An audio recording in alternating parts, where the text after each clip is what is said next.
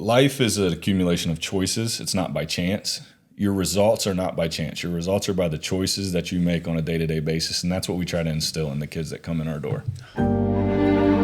Welcome to the Focal Flip Podcast. Every week we take a deep dive into the mystery and stigma behind mental health and explore real-life stories of struggle and triumph. We aim to educate and encourage others as we bring together a diverse group of guests. From the streets to sanctuaries, classrooms to boardrooms, mental health does not discriminate, and neither do we. Prepare to laugh, prepare to cry, prepare to be changed. Let's get into it. Hey everybody, welcome back to the Focal Flip Podcast. Awesome episode today. I have Brett Blevins from Stoic Health and Wellness with me today. Brett, how are you doing, man? Doing well. Thanks for having me. Dude, I'm pumped you're here. I'll tell you guys why I brought Mr. Blevins on the show here. So Brett and I were both Simon Kenton High School grads, and I'm lining up with a lot of these folks again. We played sports together, and then throughout kind of just I followed him when he was doing some stuff with AAU circuits, and then all the way into the mental health space and all the way into Stoic Health and Wellness. And he's probably like, I'm stalking him. But no, I followed you, and I think what you're doing is amazing, and I'm glad that you came on. So thank you for that. I'm glad to be back in beautiful Morning View, Kentucky, to be on the Focal Flip Podcast. I also respect what you're doing. Anybody who sticks their neck out there. I think the mental health space has a lot of room for more, as I would call it. Yeah. So I respect what you guys are doing. I've watched a few of your episodes so far. So. Oh, cool. Yeah. Good. If I get your stamp of approval, we're stay on that right track. Yeah. So Brett, talk about yourself a little bit. We'll get into the Stoic stuff, but just tell me a little bit about yourself and, kind of the upbringing and into your career. Yep. Well, as you mentioned, from Independence, Kentucky, right up the street here. Went to Simon Kenton High School. I had a pretty regular upbringing. Blue-collar parents. My dad's an auto worker. My mom was a stay-at-home mom and then started cleaning houses the older we got. The best way to describe me now is probably a behavioral health entrepreneur. I've always been entrepreneurial in nature, just generally speaking. And one of the things that I work with the kids that I work with on is, everybody tells you to follow your passion. Follow your passion. I think that's bad advice. Really? I try to get the kids to follow your wins, which has kind of gotten me to the point where I'm at in my career. When I first got out of college, follow your passion. My passion was sports. As you mentioned, I kind of started an AAU program. I ran a website, a scouting website. That's what that was. Yeah. Hoopsreport.com, way back in the day. And I was doing pretty well. I had about 70 Division I clients. The coaches would pay me for information on kids, connections on kids, scouting reports, those kind of things. It was pretty early on in the internet at that. This is early 2000s. But it was seasonal. So yeah. I was making a decent, 30 or 40 grand, but it was only in the summertime. And I was like, what can I thought I was rich back then, right? I was like, I'm loaded. Early 2000s, yeah. Yeah. So I had a friend who said, hey, if you take this course, if you enroll in this program in college, this master's program, they'll hire you to teach. And I'm like, teach what? Like, what am I going to teach anybody? He's like, no, dude, they'll hire you to teach special education. So I just decided to go back to college for special ed. And sure enough, as soon as I enrolled, it's kind of like today where these schools have so much, they have so much problems and struggle to fill their staffs up. There's not enough teachers out there. So I started teaching working with kids with behavior problems and kids that were in trouble a lot, doing a job that a lot of teachers didn't want to do. And I was just naturally good at it. What year was that? It was about 2006, 2007. Okay. Yeah, keep going. Sorry. No, you're good. So, I paired that with coaching basketball and continuing to do the scouting stuff that I did. And again, I was just naturally good at it. And within, I have one class under my belt, one master's level class, and I'm training all of Boone County schools teachers. People who've been teaching for 30 years, and I'm doing seminars with 50, 60 teachers about how to control their classrooms, how to build relationships, proximity control in their classroom, and all those things. And that kind of led me down this road that I'm on now with behavioral health. Through that path, I met a guy who was a behavior analyst, board certified behavior analyst, and I started picking his brain, like, what do you do? And he was making significantly more money than I was making at the time, so that was also. So you're trying to lean into him too, like, hey, Yep. So I kind of picked his brain a little bit. I left education. I did sales for a couple years. Had a pretty decent run at sales. And while I was doing that, I went back to school to become a behavior analyst. So I went back and got a license in behavior analysis. And then as soon as I got that, I opened up my own business. Wow. And we can get into some of that. But that's kind of my journey into behavioral health and where I'm at now. Wow. How long did it take you to get your behavior analyst license? It took a couple years. It's a master's level credential. Wow. Did you enjoy that program when doing that? I did. Because you were probably just a natural with it, though, huh? Yeah, a lot of times when you've already done a lot of it naturally, you're really just putting a word, a term to what the thing, the technique that you're using with the kids. Yeah. But yeah, it was pretty interesting. That's cool, man. Yeah. I love that. Tell me about. So I guess that's going to kind of take us into would have been Bluegrass. Is that what we're talking? Was it? Yep. So you were into Bluegrass. We're into that behavioral health unit. To walk me into that and that thought process, and actually stepping out to do that and make that go forward, implementing it, taking it from thought on. Yeah. So it was something I had been planning for a while. As I was in school and getting my hours and accumulating my supervisory hours and things. I wanted to create a company across the state of Kentucky. I had worked for a behavior analyst who didn't really understand the mental health side of things because behaviorism and mentalism are different. We don't have to go down that road. That's okay. No, we save it for another episode if I get you back. And I worked for a social worker who had no idea what ABA is, Applied Behavior Analysis. I thought that there was opportunity to kind of marry those two instead of them butting heads. So I founded Bluegrass Behavioral Health Group is what it was called. Bluegrass Behavioral Health Group. Wow. Yeah, and we grew that across the state of Kentucky. And my goal was to be the largest privately held provider in the state of Kentucky.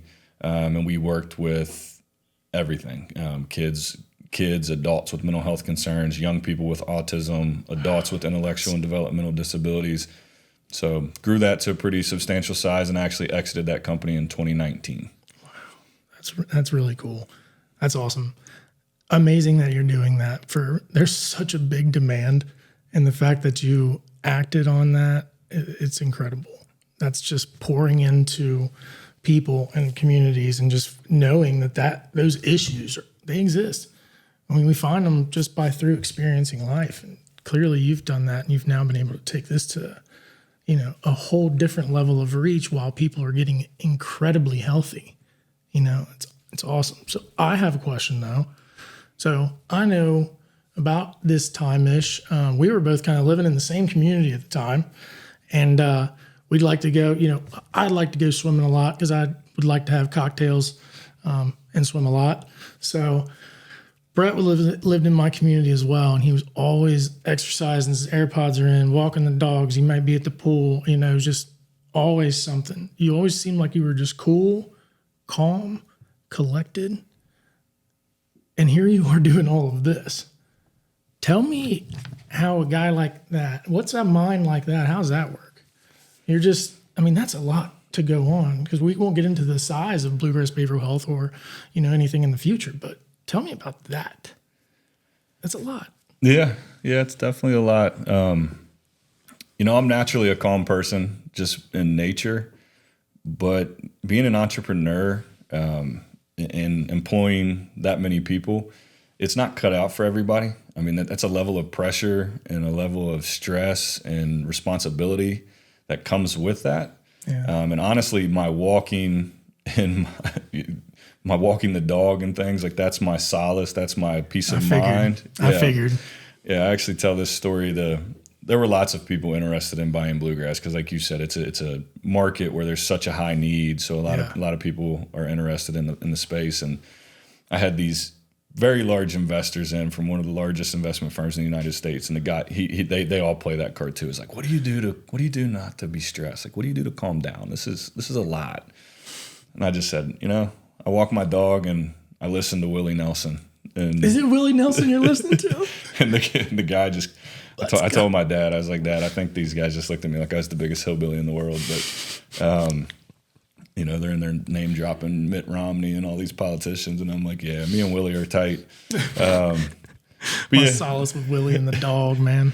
But yeah, that's what you know, and we'll get into some of that with Stoic too. But, you know, physical wellness is the key component to mental wellness. Ooh, okay. Yeah, it's the most quote unquote, under prescribed thing in the medical model of the Western world is we don't lean in enough to the physical aspect. Oh, okay. I can't wait to go into this. Yeah.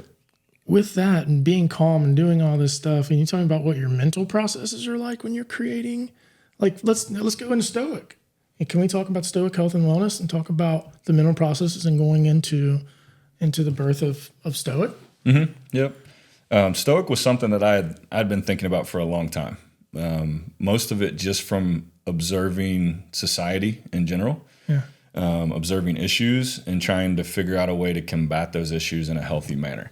COVID was actually the tipping point for me to go through with it. You know, when you're talking about us hanging out at the pool at, 2019, 2020, I'm still working for the company that I sold Bluegrass Behavioral Health to. Yeah.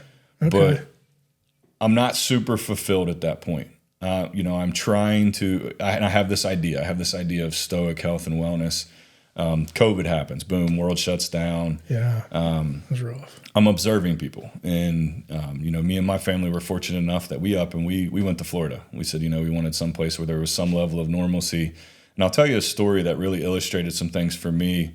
I'm walking, like I always do, I'm walking down the street in Florida, and a bus pulls by, and a bus parks, boom, right on the curb. Lets about 12 kids off. No masks. The boys are goosing each other in the arm. They're having fun. They're running around.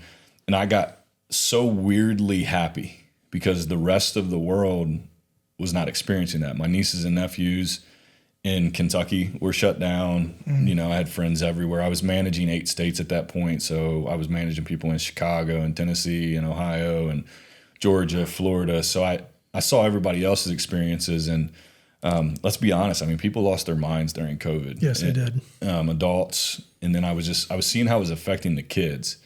And I started really thinking, like, what makes because rates of alcoholism and anxiety and everything, it's like they hit fast forward on it by 20 years. It was already going bad, but then it was like, boom. And it was like, but what makes somebody mentally happy and mentally healthy? And I already had this general idea of stoicism. And I came up with 3 things. And when I present about Stoic, I talk about the 3 Ps. Physical wellness, okay, positive relationships, and purpose, which at first I was calling that something productive to do.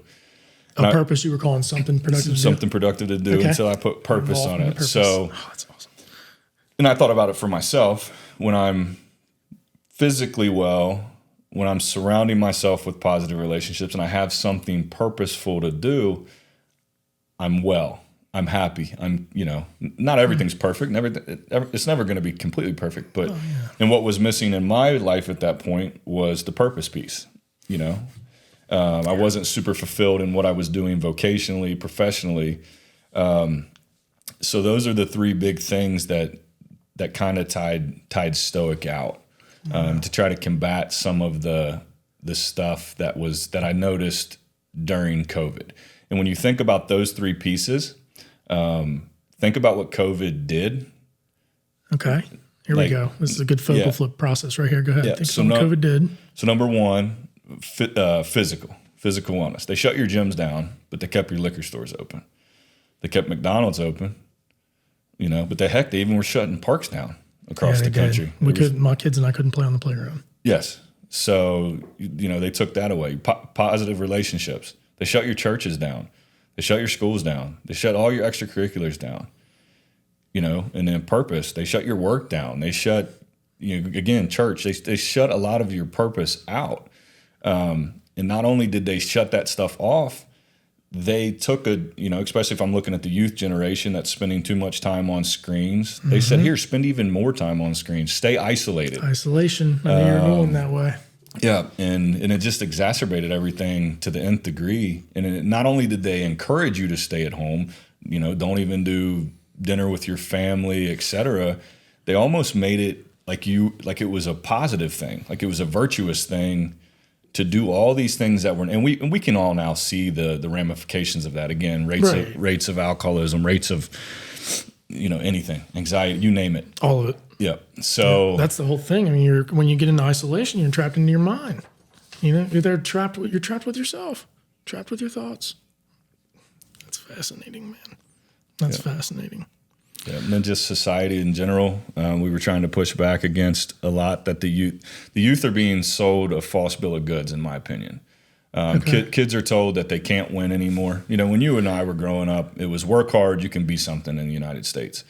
And now they're telling these kids that you're not going to be successful based off of your gender or your skin color or your religion, or you're not going to be successful. Don't even try. And we see that over and over with kids. And I also didn't want to be one of these people that look down like this younger generation is just lazy. They don't want to do anything. I didn't want to be that old man. So me and my buddies were sitting around one day and we said, what can we do? And we talked about founding Stoic Health and Wellness. And we said, because kids are the same. Society has changed.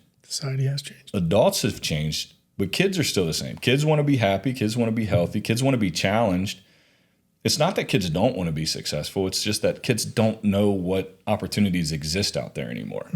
Parenting's been replaced with a screen. Yeah. And that's the other big issue right now is screen time. Yeah, that's a big one I didn't think we would bring up, but that's a huge one I'd love to talk about eventually. That's a big one. Keep going. I'm sorry to interrupt you on that. I'm actually right in the midst of this with just my family with screen time and stuff. And now that I'm part of my life, like mentally, spiritually, I'm able to sit back and observe and notice behaviors and see the changes by adapting and changing things, like, specifically, reducing some of that time and then watching what happens as the fruit of that when it comes to resensitizing. Is that a thing? I don't know. Is it? Yeah. So I'm a behaviorist, so yes, you can scale that time down. Yeah. But when you look at, there was a great documentary. It was called The Social Dilemma. I don't know if you've seen it. Yeah. But if you look at the advent of social media around, I forget what it was around 2001, I think, the rates of anxiety, depression, suicidal ideation, those things, in the older population, it stays pretty steady. And it's always stayed steady over time for all age groups. But in 2001, like the 18 to 24 age group, it starts to go like this, which for those of you who might just be listening, it starts to increase incrementally. Yeah. But for the under 18 and the middle school age kids, through the roof, exponential. And it's, they're spending 40, 50, 60 hours on screen time, on cell phones, on social media, an algorithm that's feeding them nothing but cheap dopamine hit, and then train wreck. At a pivotal point of their age, their development, at 10, you start to kind of develop your own identity outside of your family, and then they're getting pushed these agendas and things. Those are things that we were trying to, with Stoic in general, we were trying to combat. We said, if we can check those 3 boxes with each kid, can we get them physically moving, talking about sleep, exercise, because it's much more than just exercise, sleep, diet, sunlight, positive relationships, because a lot of the kids we work with don't have a single positive relationship. It's really sad. I mean, even their families, they come from generational poverty. And then number 3, can we give them some sort of purpose? Can we lean into what they want to do? Can we find them a vocation, or maybe it's just an extracurricular, maybe it's volunteering, whatever it is outside of, maybe it is academics. Maybe academics is their purpose, that they want to get better academically, athletically, whatever their interest is. If I can check those 3 boxes with every kid that comes through our door, their chances of being mentally well are drastically going to increase. Yeah. And they're still going to have access to a trained mental health professional, whether that be a counselor, a psychologist, or a social worker. We have this true community-based program that's much more intensive than just 45 minutes of therapy. Yeah, that's awesome. Yeah, that's intensive. That was the key word on that. It is intensive because it is multifaceted and has to come in multiple ways, right? Getting into joy, all those kind of things, especially with children that come from extreme poverty. For me, I was a coach as well, but I'm also in the recovery rooms, man, and I see all that, and I'm also, doing stuff, Al-Anon, things like that, and so I love that that's what you do. I understand it so much better with you being here, because I've always kind of followed what you're doing, and I didn't realize I was struggling with my own stuff. You know what I mean? And golly, that's absolutely fascinating. Yeah. It really is. We targeted heavily a teenage male to start, boys, and it's grown significantly because there's a lot of behaviors occurring at the elementary level. We've gotten a lot of female clients. We've expanded our staff, but to start, it was the 15, 16-year-old boy that, what's 45 minutes of therapy going to do? When they sit in a room with a therapist that they just met and they're not, they don't feel comfortable with, they're not going to open up and talk about their feelings. We wanted to get them moving, get them feeling a part of something. We wanted to make it almost like, I consider it like old school mental health. You come in our office, it kind of sounds like a locker room. Like we'll go through our core values and it'll sound like a coach talking to a team almost. No kidding, like a huddle? Yeah, it's like, our first step's gratitude. We talk about gratitude. It's one of our 6. And, we say things like, no matter what you have something to be grateful for today. Somebody cared about you enough to get you into this building, whether that was aunt, uncle, grandma, grandpa, mom, dad, or one of your workers brought you. Most of you look clothed, most of you look fed. If you're not fed, we're going to feed you. So there's always something to be grateful for, no matter where you're at. So we start there. And then we go into things like ambition. The first step to being something is wanting to be something, that's been ripped away from kids. The lack of ambition is one of the key ingredients to the kids just sitting around. Again, it's a purpose piece. Like I gotta be passionate about something. So it's pretty unique what we're doing. The first 15 to 20 kids that we had, because again, we have them a lot in group settings too. All of their parents were either incarcerated, deceased, or addicts that don't have or have limited rights or no rights for their kids. So to see these boys bond over that and realize like, oh, I'm not the only one. And see them sitting around. I remember walking in the office. That gave me chills, actually. I just pictured that. Keep going. You've been bringing around the office. No, I'd walk in. It was like 8:30. It was Christmas break or something. And there's already like 12 boys in the office. And they're all sitting around our board table. And they're chatting. And, then they're going to get ready to go through some physical exercise. And then they're going to get a group lesson. And they're going to get some one-on-one time with a counselor. It's pretty cool. It's pretty cool. So unique. Mm-hmm. That's incredibly unique. You're really building trust through the blend of all that, starting with the physical piece. I know exactly what you're doing with that. That's so cool. Yep. What a way to start the healing process. Yep. Incredible, man. Well, you were asking about like calmness and levels of calmness and things like that earlier. I think part of that is through my life, I've had so many opportunities to fail and fail miserably, right? Mm-hmm. Kids don't have that opportunity anymore. So we also give them the opportunity to fail, whether that's physically, in a comfort, in a safe space to do that in. Mm. That's a big thing. And, you can go back into that if you want, but that's something that weighs heavily on me is we were just teasing is, back in 1994, we're at Simon Kenton basketball camp and the camp record of hot shot is 55. That's a huge number back then for you guys that don't know what hot shot is. And that's the camper. It's a shooting competition. And, I post a 60. I'm like, oh man, I'm going to have the camp record next year. They're going to be talking about the camp record. It's going to be 60. This guy, a grade below me, steps up and puts in a 65. Did I have time to cry about that? No, I had to go home and get some shots up. I didn't have time to run home and tell mom and dad, Mike was mean to me and beat me in a game. Like, no, I just went and tried to get a little extra practice in. Kids don't have the natural... see that warrior. Yeah, that natural environment, because the environment has changed so much, to fail, to compete, and to understand how to do that with dignity, how to do that with respect, and how, failure is an event. It's not a person kind of thing. Yeah. Most kids, the kids that we deal with, it's just... they feel like they're a failure. They've been told so many negative things, and we try to decondition them or desensitize them to that and let them understand that, Failure's not a person. Failure's an event that you can get back from. Creates resilience. Well, you just hit the word that I probably should have said number one was Stoic, is that's why it was founded, was for resilience. Looking around, the world has lost resiliency, and kids have lost resiliency, and it's everybody else's fault. The victim culture, the excuse epidemic that I said, instead of, life is an accumulation of choices. It's not by chance.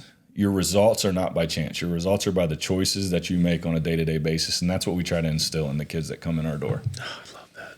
I love it. I love it. I want to line up with you guys and all those kids. I think that's amazing how that came to be up until today. So how long have Stoic been around? About 3 years now. About 3 years. I'm going to go. Can I touch on some of these guiding tenets real quick? Because I'm weird. I went on a journey of having to understand myself. Through that, I've went through multiple different programs, and it kind of stripped me down, to where I was, for me, it was honest, open-minded, and willingness. And it just allowed me to be able to kind of expand and relate with people and understand people. And I just started asking them why. So like when I get a lot of that stuff, I like to follow history. I like to look at the why, and I like to see where their problems are. Number one, thank you for acting on an area of need, and appreciate that. So I love that. I started learning about the history of things. I started to understand, mental pieces, physical, social, all 5 elements, and blending those together. That's what I want to do at Focal Flip. One thing that you'll hear a lot in my mental health episodes, not sports episodes, is something that you have right here called ego is the enemy. And that's so, I want you to tell me about the Stoics 5 guiding tenets.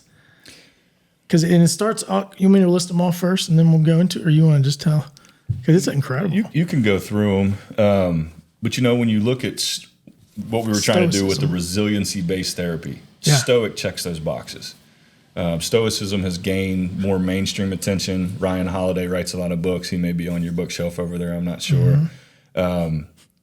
All of cognitive behavioral therapy was founded out of Stoicism, the famous Stoics of the world. In today's world, the word Stoic has a negative connotation in the mental health field. That's why we also used it. Because if you say the word Stoic, people think that means you're devoid of emotion. I actually talk about this a lot in presentations because people are instantly turned off. Oh, it's not empathetic enough. It's not no. It's bold. It's not devoid of emotion. It is being able to control your emotions, and your emotions not controlling you. But yeah, the 5 guiding tenets are things that we work with the boys on, but you can go through them. That's the more nitty gritty of. I think it's awesome. I'm just going to run. Stoicism. I just want everybody to hear it because I mean, y'all got to go to the website and check out their stuff, and we'll plug all that stuff towards the end of this thing. But here's the 5 guiding tenets, and I just think it's awesome. I've learned a lot about the ego. One of their guides is ego is the enemy. The next one, hopefully I can speak this well, but I think it's amor fati. Yep. Yes. Love your fate, for it is your life. Stay present. Dude, one day at a time. There's this, absolutely. Stay present in the moment. Be where your feet are. The obstacle is the way. Embrace challenges. Control what you can control. Be solution focused. It's incredible. I just made a post on Instagram the other day that I put, embrace yourself. Authenticity wins. That's awesome. Memento mori. Is that how it goes? Memento mori? We are all mortal. Act accordingly. Talk about that. That's probably the deepest one. Is to, we all are. Leave it to me. Hey, guys, leave it to me to hit on something deep. Well, we try to make it very digestible for the kids. So, like, when you're talking about love your fate, we talk about staying present. When we talk about the obstacle is the way, like problems are going to come. Yeah. Be solution focused. With that, it's kids are so, and I'm going to relate it to how we use it with the kids, because it can mean different things to different people, right? And you'll see a lot of this now again with Ryan Holiday's books. You'll see people interpret it their own way, but for us, it's kids are so short-sighted. It's such instant gratification. You should always kind of begin with the end in mind and realize that we do have a finite amount of time. We don't want to, we don't want to waste that time. And sometimes like delayed gratification is a conversation we have around that. So it's probably not the best answer, but no, it's actually not bad at all. It's fine. You did really good. That's a tough one to just say on your deepest piece. And we're talking about kids. That's how we work with the kids on it is, we don't want to scare them. Like, I know. That's tomorrow you're going to be gone, but it's and it kind of relates to the next point is strive for the highest good. Yeah. You're just telling live a good life. The easiest way I sum it up for people is that Stoicism is not being devoid of emotion. It's being able to control your emotions and then trying to improve yourself as an individual day in and day out. There's so much stuff that I can really go in with you, Brett. So I kind of want to give you this, your moment here to kind of touch on, what it looks like for you, and your path going forward. What kind of, call to actions can we give to people to help understand what can we do? I know what I'm doing and what I want to do and what I want everybody to jump in involved with me. You know what you're doing. What is it that these folks can do, like as our call to action to getting healthy, top to bottom? I mean, you clearly have got it, with the behavior, and it's amazing. I can't wait to learn more about that offline.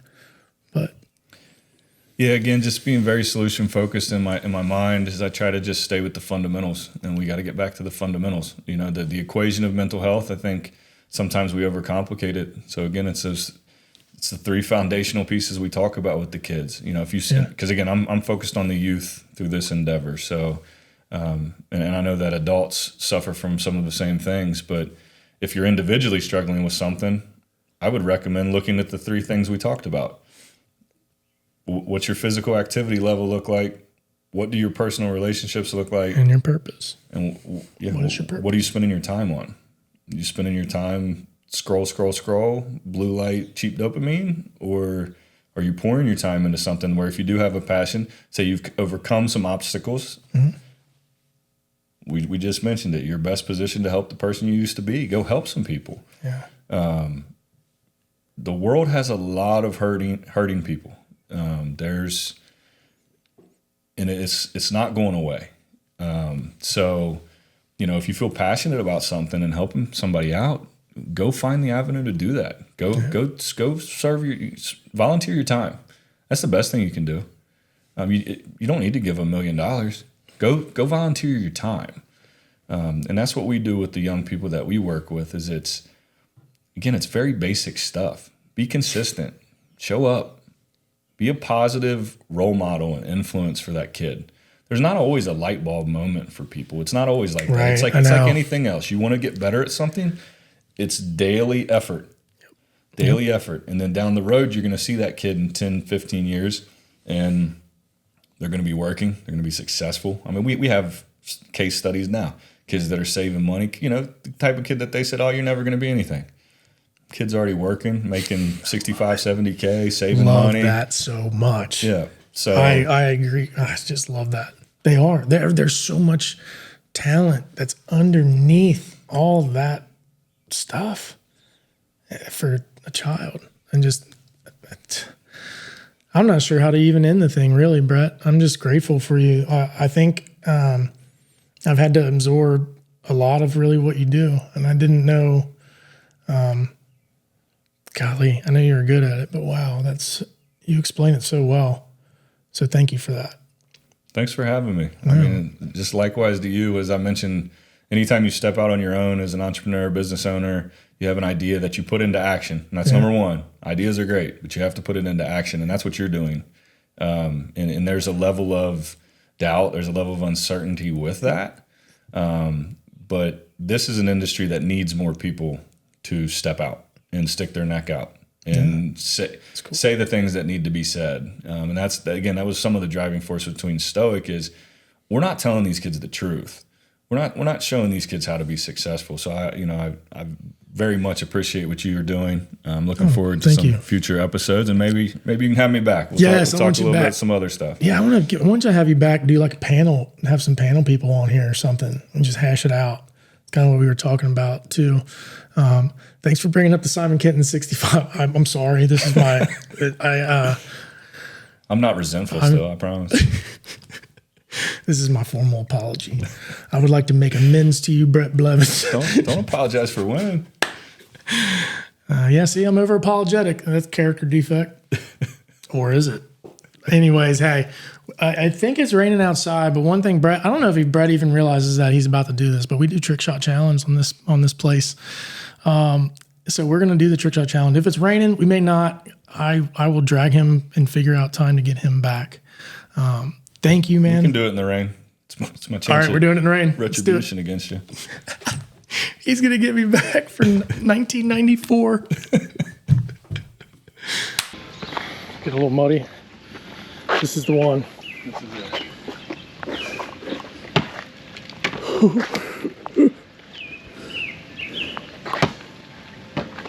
God.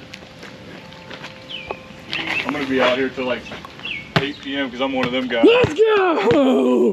He got it. Blevs, you heard it. How'd you do, man? What'd you think about the trick shot challenge? Well, I was going to be here till 8 p.m. if I didn't make one.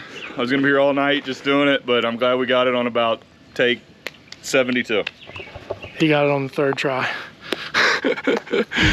Okay, you ready to wrap this thing up?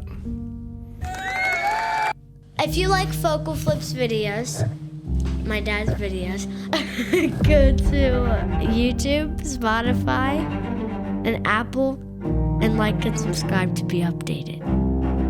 I love it.